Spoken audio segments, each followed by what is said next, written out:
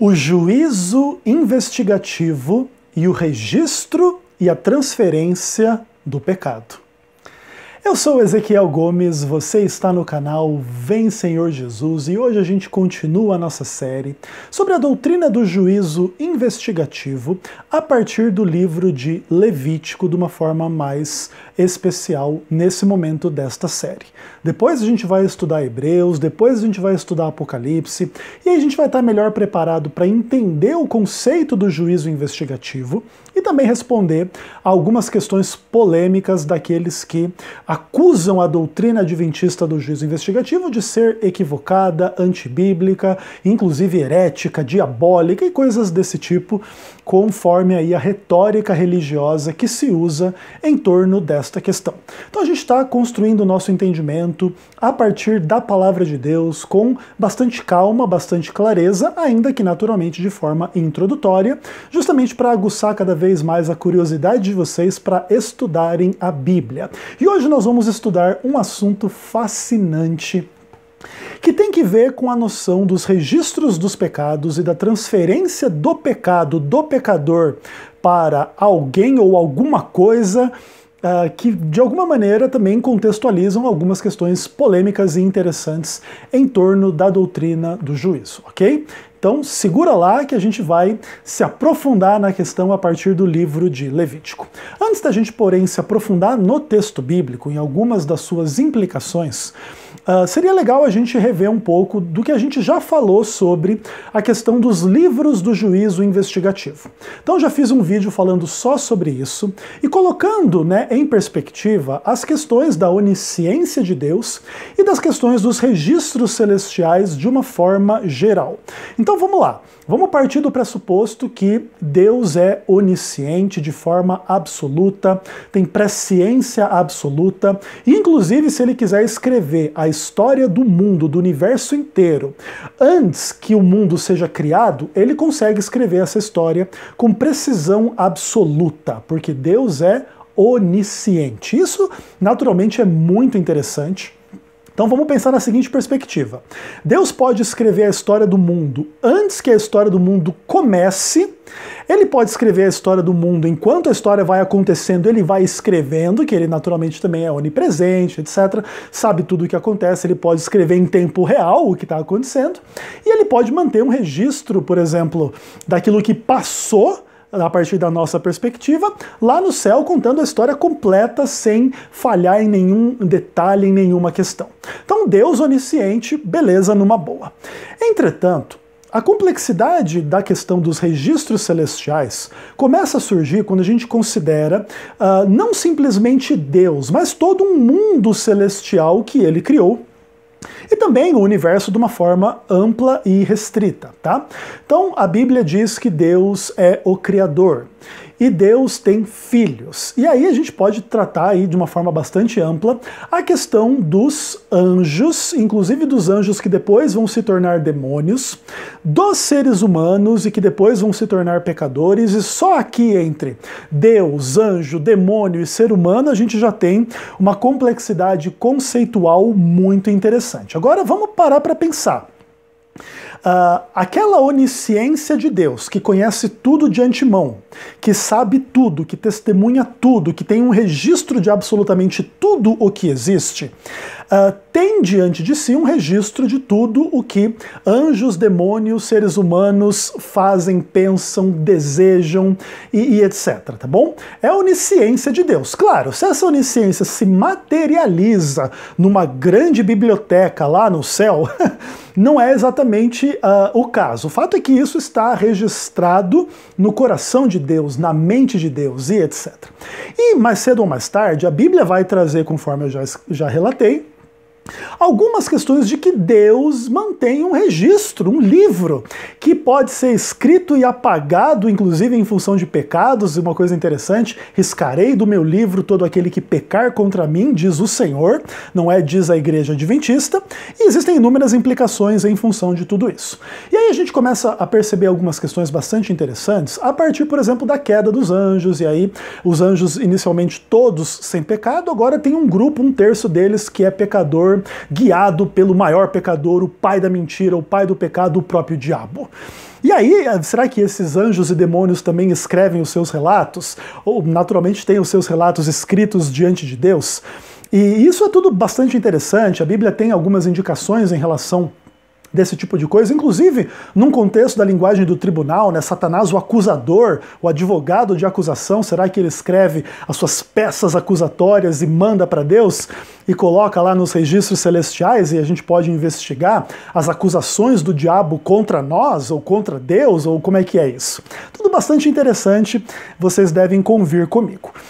E assim, talvez como cereja do bolo dessa discussão de uma forma um pouco mais ampla, está a própria revelação bíblica, que agora é um livro escrito por homens e que agora, em tese aí, tem contido em si mesmo, a palavra de Deus.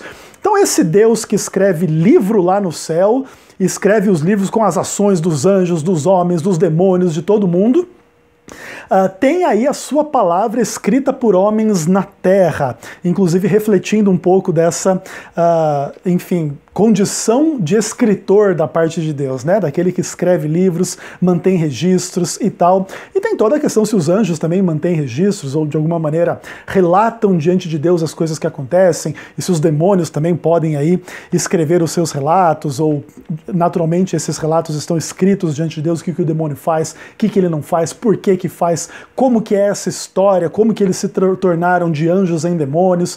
E tudo isso bastante interessante no contexto desse registro geral do que existe lá no céu. Naturalmente, a Bíblia é um registro parcial destas histórias, que envolvem anjos, demônios, seres humanos e o próprio Deus, mas que de alguma maneira chamam a nossa atenção para esse registro maior e mais amplo e restrito que existe no céu. Então tudo está escrito diante de Deus, mas como eu estava falando, as complexidades elas entram dentro dessa história quando a gente fala se, por exemplo, anjos, demônios têm acesso a um registro completo da onisciência de Deus e podem inclusive fazer um juízo investigativo lá no céu ou lá no inferno, dando uma lidinha nesses livros, como que é, como que não é. E isso tem algumas implicações muito interessantes. Também algumas implicações em relação ao juízo no contexto humano. Um dia, quando salvos e perdidos estiverem diante do trono de Deus, a gente vai ter um registro ou acesso a um registro completo do porquê que um foi salvo, porquê que o outro foi perdido, como que é, como que não é. Tudo muito interessante, especialmente contextualizado a partir de um registro absolutamente infalível de tudo que todo mundo pensou, fez, falou e etc. Né? A gente começa a perceber que por detrás dessa questão dos registros existe muita coisa interessante, mas também muita coisa temerosa, né? A gente pensar num registro dos nossos pecados de uma forma completa, dos pecados de todas as pessoas, de todos os demônios, desde a sua origem até todas as suas implicações, todas as suas manifestações históricas, é um registro absolutamente complicado, triste, difícil da gente encarar, você há de convir comigo. Então, vamos lá. O que é, na verdade, a doutrina do santuário à luz desta grande questão da onisciência de Deus e dos registros diante dos homens, dos anjos, dos demônios e tudo aí que envolve a realidade da relação entre a criação e o Criador? A doutrina do santuário, à luz de tudo isso, é, de alguma maneira, um prisma particular diante destas questões gerais, tá bom? O santuário de Israel é uma parte dessa história que nos chama a atenção para esta questão maior e geral, mas naturalmente é um contexto terreno que está relacionado ao contexto celestial, como sombra, como figura, como imagem que de alguma forma aponta para essa realidade celestial, mas que naturalmente é imperfeita, como a realidade terrestre é imperfeita à luz da realidade celestial. Então a gente, ao estudar a doutrina do santuário na Bíblia, a gente começa a ser chamado a atenção a partir destas questões, em especialmente à luz da doutrina do pecado. Porque o santuário é um grande sistema sobre como o povo pode se relacionar com um Deus sem pecado, sendo um povo pecador. E aí, entre Deus e o pecador, há a barreira do próprio pecado. A Bíblia é muito clara em dizer que o pecado faz separação entre Deus e o homem. E agora, esta separação precisa ser rompida para que o homem pecador tenha comunhão com Deus. E o santuário é uma grande parábola, uma grande lição sobre como Deus lida com isso na esfera celestial, mas essa é uma parábola contada com elementos terrestres, elementos feitos de sangue, elementos feitos de toda uma estrutura de um santuário, lugar santo, santíssimo e um monte de rituais em torno da questão, que nos chamam a atenção para a realidade do pecado e como que Deus soluciona toda a realidade do pecado. Então vamos lá, vamos voltar e entender. Existe um registro de absolutamente tudo a respeito de todos as criaturas, sejam elas homens, demônios e tudo mais, diante de Deus. E diante disso, criaturas pecadoras têm duas alternativas em função desse registro como um todo, tá bom? Ninguém pode negar o registro, porque tá lá e tá escrito e tem testemunha e alguém viu e alguém relatou, então se o diabo quiser dizer que ele nunca pecou, Deus pega os anjos fiéis que ouviram as mentiras e todas as coisas erradas que ele fez e diz, olha aí, ó, tá todo mundo lá e todo mundo viu, não foi só Deus que viu, né? O que de alguma maneira também revela que Deus tem uma postura bastante transparente em função de todo o registro, de todo o pecado, de todo o mal e etc. Então é uma coisa interessante, né? Inclusive, quem quer tratar o pecado de uma forma bem escondidinha para que ninguém saiba, às vezes está um pouco na contramão desta absoluta transparência da parte de Deus.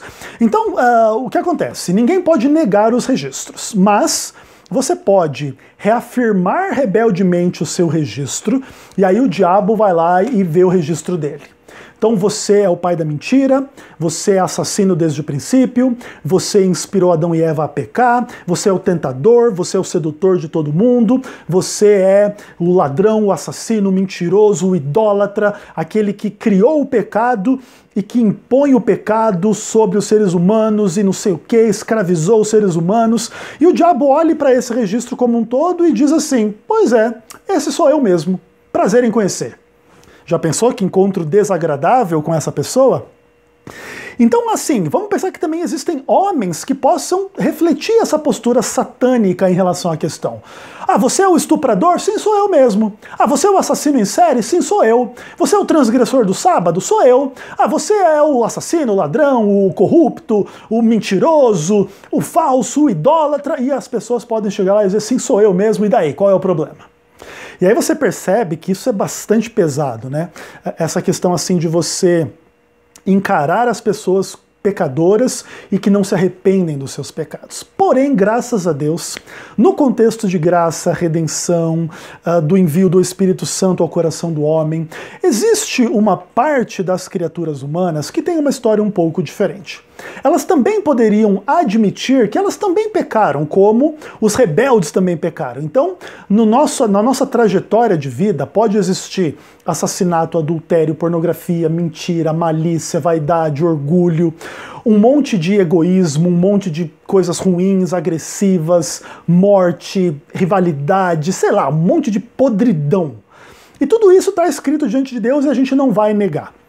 Entretanto, a gente pode, por obra da graça de Deus, chegar diante do nosso registro na terra e no céu e dizer para Deus, Senhor, é verdade que eu menti, mas também é verdade que eu me arrependi, também é verdade que eu me batizei, também é verdade que eu nasci de novo, também é verdade que eu lutei contra isso, também é verdade que eu me entristeci pela minha imperfeição que permaneceu em mim, também é verdade que eu lutei contra um pecado, que eu lutei contra 1 milhão de pecados, também é verdade que houve santificação, eu mudei, eu cresci, eu amadureci, eu amei a Deus, eu amei ao próximo, eu amei a mim mesmo, eu amei a Deus no contexto da vida. E assim como todo mal está escrito diante de Deus, o bem também está escrito, tudo que é verdade também está escrito. Então olha que experiência interessante, né? E como resultado desses registros todos em relação ao bem e ao mal, arrependimento ou não arrependimento, salvação ou não salvação, é aí que existe o contexto do destino eterno das pessoas. Uns são salvos, outros são perdidos, tá bom? Entretanto, para a gente refletir de uma forma mais ampla, é importante a gente entender que existe um dilema soteriológico em função de toda esta questão, que se todo mundo peca, por que um é salvo e outro não é salvo? O Santuário de Israel nos ajuda a entender algumas questões em torno disso. E o livro de Levítico é bastante importante para a gente criar esse entendimento e a gente poder tirar algumas lições bastante profundas sobre como que salvação e perdição operam e funcionam na prática a partir da teologia bíblica, tá? Então, vamos pensar um pouco na contribuição do livro de Levítico em função desta narrativa toda que eu estou aqui fazendo junto com vocês. Então, vamos lá. Eu já li um pouco aí no verso, acho que não foi no vídeo anterior ou no antepenúltimo, penúltimo, aliás, os primeiros versos do livro de Levítico. Então, o livro de Levítico começa assim: Chamou o Senhor a Moisés da tenda da congregação e lhe disse: Fala aos filhos de Israel e dize-lhes: Quando algum dentre vós trouxer oferta ao Senhor, trareis a vossa oferta de gado, rebanho ou gado miúdo. Se a sua oferta for holocausto, de gado macho trará, sem defeito, a porta da congregação o trará, para que o homem seja aceito perante Deus. Para que o homem seja aceito perante Deus, e porá a mão sobre a cabeça do holocausto, para que seja aceito a favor dele, para sua expiação. Então o livro de Levítico já se inicia falando de expiação mediante o sacrifício, o derramamento de sangue de um cordeiro sem defeito, um gado sem defeito, um animal sem defeito, no contexto de holocausto trazido à porta do santuário de Israel, da tenda da congregação. Bacana, legal. Então a gente já começa a perceber que para existir a paz com Deus, a aceitação diante de Deus, tem que haver uma mediação entre o pecador e Deus de um sacrifício de sangue. E essa aqui é a teologia do livro de Levítico. Não, vamos pensar assim, nos surpreende que ela vai fundamentar a própria teologia da cruz, né? Que vai ser a aplicação real e máxima de toda essa lógica na relação entre o pecador e Deus, tá? Mas é interessante a gente caminhar de forma lenta e gradual, construindo o nosso entendimento da expiação, da redenção, da aceitação diante de Deus em função do sacrifício sangrento, a partir da palavra de Deus, para que a nossa teologia seja, sobretudo, bíblica. Acho que essa é a preocupação da Igreja Adventista e do Ezequiel Gomes como pessoa, tá? Então vamos lá. A gente já vê como que o livro de Levítico já começa dentro desse clima e ele não para com esse clima e ele coloca muito claramente algumas questões muito interessantes dentro da relação entre o pecador e Deus através do santuário.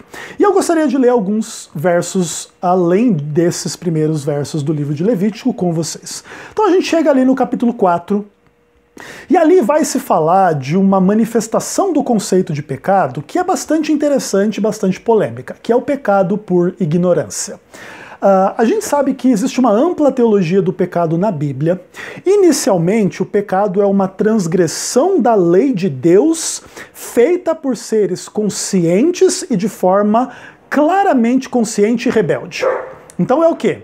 É Deus falar para Adão e Eva que eles não podem comer o fruto do conhecimento do bem e do mal, e eles irem lá e comerem e transgredirem a ordem de Deus, a lei de Deus, a vontade de Deus, a palavra de Deus. Então veja que nesse caso o pecado é uma coisa bem consciente, que eles não poderiam dizer: ah, Deus não me falou nada, ah, eu não sabia o que eu estava fazendo. Não, eles sabiam porque Deus avisou que não era para fazer, ponto. Por isso, eles poderiam ser responsabilizados pelo que fizeram. Entretanto, depois da queda de Adão e Eva, eles começam a se multiplicar sobre a terra e eles não têm mais uma natureza inocente, santa, sem pecado, imortal, como tinham antes da transgressão.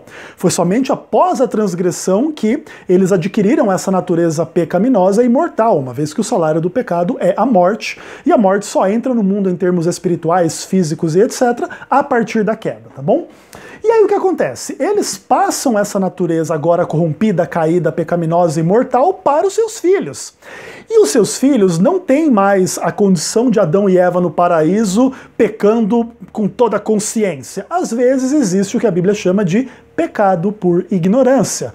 Que às vezes a gente peca, a gente está tão envolvido no pecado, até sem ter muita consciência, sem saber o que está acontecendo. E aí a Bíblia diz assim para nós: disse o Senhor a Moisés: fala aos filhos de Israel, dizendo: quando alguém pecar por ignorância contra qualquer dos mandamentos do Senhor, por fazer contra algum deles o que não se deve fazer, se o sacerdote ungido pecar para escândalo do povo, oferecerá pelo seu pecado um novilho sem defeito ao Senhor, como oferta pelo pecado. Trará o novilho à porta da congregação perante o Senhor, porá a mão sobre a cabeça do novilho e o imolará perante o Senhor. Então o sacerdote ungido tomará do sangue do novilho e o trará à tenda da congregação, e molhando o dedo no sangue, aspergirá 7 vezes perante o Senhor, diante do véu do santuário. Perceba que existe aqui o conceito de pecado por ignorância e existe um monte de coisa sendo feita em função desta questão como um todo. Existe um sacrifício, existe a imposição das mãos sobre o sacrifício, existe ali a morte do cordeiro, né, do animal, existe depois a manipulação desse sangue derramado por esse cordeiro diante do Senhor, diante do véu no santuário. Bacana.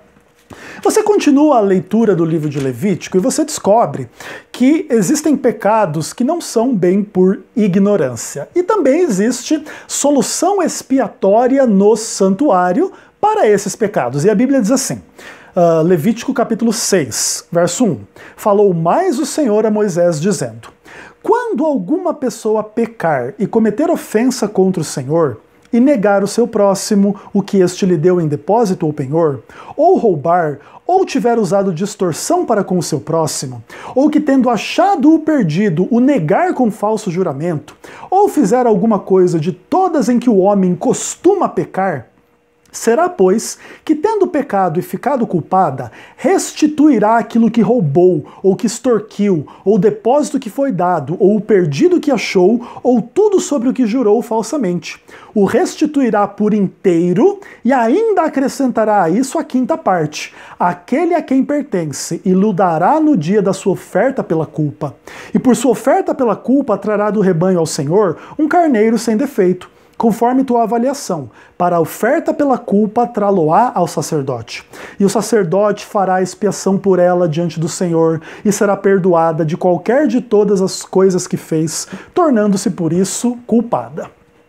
Aqui a gente começa a perceber que quando o pecado é feito de forma mais consciente, o ritual é um pouco diferente. Você ainda tem que oferecer o sacrifício, tem que haver o sangue, mas você tem que devolver o que você roubou, por exemplo, e ainda acrescentar 20%. Roubou R$1 milhão, vai devolver 1.200.000. E ainda vai oferecer o sacrifício. E aí será perdoado. Quando a gente chega no cristianismo, alguns cristãos não levam muito a sério esse tipo de imagem do Antigo Testamento, e a partir de uma leitura um pouco mais superficial de como funciona o perdão no Novo Testamento, muitas pessoas acham que elas não têm que restituir, que elas não têm que admitir, que elas não têm que consertar o que elas fizeram, basta pedir perdão. Fazendo uma leitura um pouco mais superficial de alguns textos bíblicos. É verdade, quando a gente confessa, quando a gente se arrepende, Deus perdoa. Mas naturalmente também, se a gente de fato está arrependido, a gente também vai trabalhar na direção de consertar aquelas coisas em função das quais estamos arrependidos. Então, estamos arrependidos do roubo? Ok, muito bom confessar, Senhor, eu roubei. Mas melhor do que meramente assim confessar, tem que devolver, e se quiser ainda tem que devolver segundo a lei de Deus, com juros e correção monetária em função do pecado que cometeu. Essa é a mentalidade bíblica. Não se admira também porque que alguns cristãos não gostam muito do Antigo Testamento, porque eles gostam muito de perdão sem ter que restituir, sem ter que resolver, sem ter que consertar as besteiras que fizeram. Mas a gente precisa lembrar que dentro da mentalidade bíblica, o perdão existe, a expiação existe, a salvação existe, mas muitas vezes ela envolve esse aprofundamento aqui nesse tipo de questão, e isso tudo faz parte, né, da experiência do verdadeiro arrependimento, da verdadeira salvação, tá?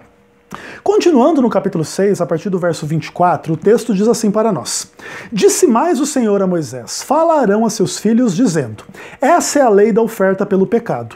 No lugar onde se imola o sacrifício, se imolará a oferta pelo pecado. Perante o Senhor, coisa santíssima é. O sacerdote que a oferecer pelo pecado a comerá.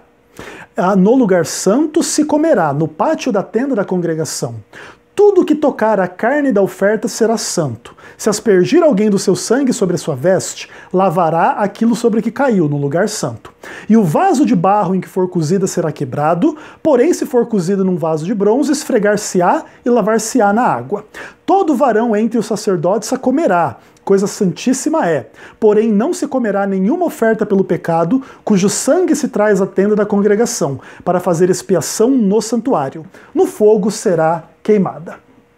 Aqui existe uma ampla questão em função da ingestão da carne dos sacrifícios por parte dos sacerdotes.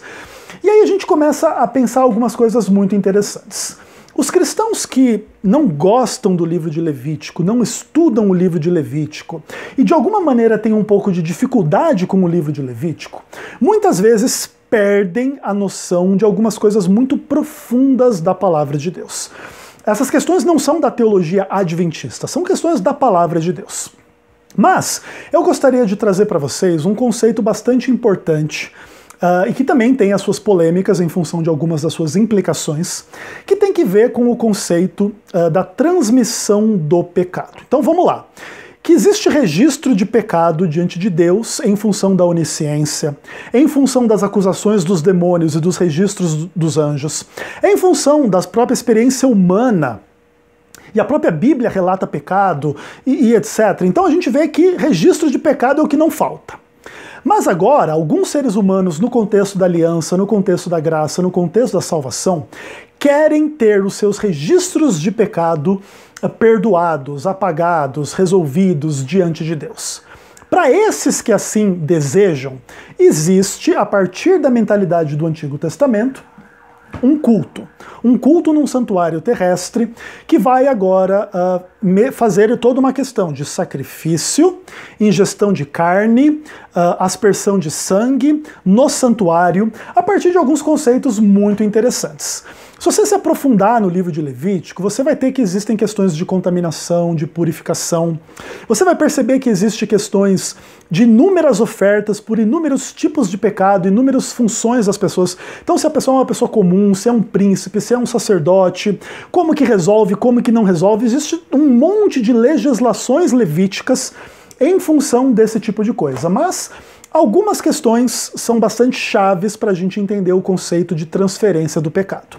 São elas: a imposição das mãos sobre o sacrifício.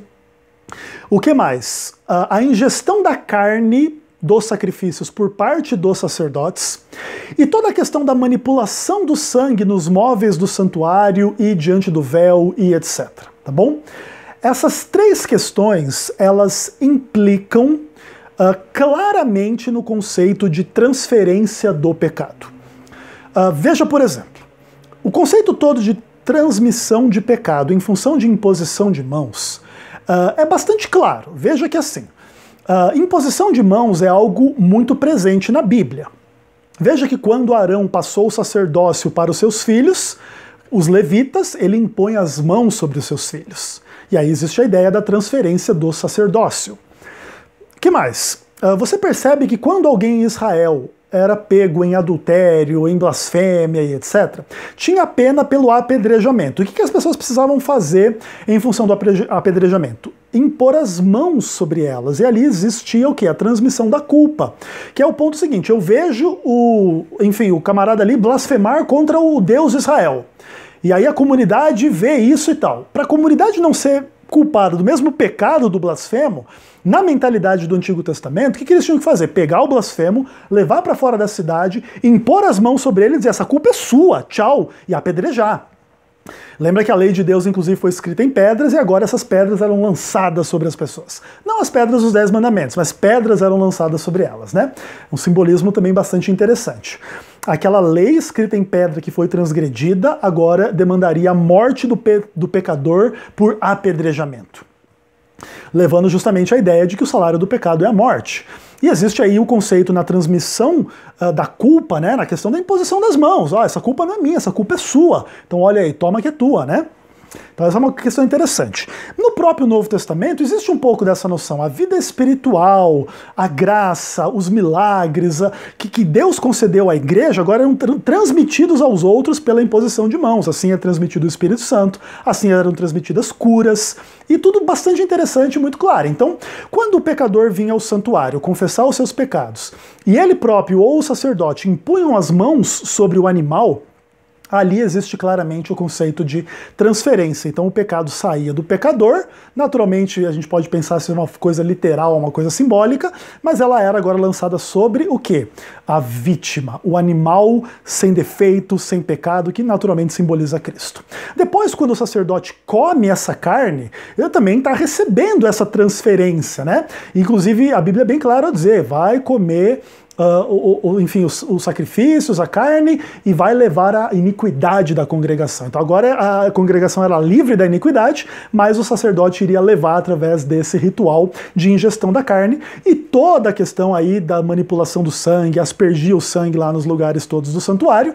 Por isso, inclusive, no final de todo o ano litúrgico de Israel, o que precisava acontecer? O dia da expiação, que era justamente o que? A purificação do santuário de todos esses pecados que eram transmitidos a ele mediante a imposição de mãos, a ingestão da carne e a aspersão do sangue dos sacrifícios em função do pecado para o santuário. Mais cedo ou mais tarde, isso vai ter implicações muito profundas para a teologia bíblica em função da soteriologia, da expiação e da salvação. E a gente está fazendo só uma introdução para começar a conversar a respeito destas coisas, tá? O meu plano é fazer uma meia dúzia de vídeos contextualizando estes tipos de questões em Levítico, para depois a gente trabalhar a exegese de Levítico 16, e depois que a gente acabar a exegese de Levítico 16, a gente vai para o livro de Hebreus. Então, não se desanimem com a complexidade e a profundidade do assunto, mas tentem beber do espírito e dos princípios da palavra de Deus, que a gente tem muita coisa a aprender ainda no livro de Levítico pela frente.